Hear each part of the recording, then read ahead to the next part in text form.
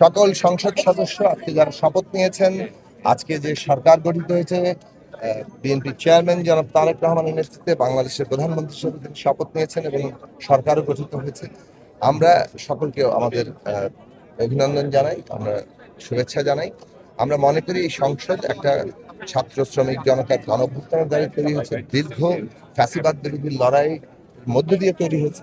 ফলে এই যে আমাদের ছাত্র শ্রমিক জনতার যে আত্মত্যাগ, যার মধ্যে আমাদের বাঞ্ছারামপুরবাসীরাও আছে, আমরা মনে করি সকল শহীদের এবং সকল আহত যোদ্ধাদের যে স্বপ্ন আকাঙ্ক্ষা সেটা বাস্তবায়ন করাটাই হচ্ছে এই বর্তমান সংসদের এবং এই সরকারের দায়িত্ব, তাদের লক্ষ্য।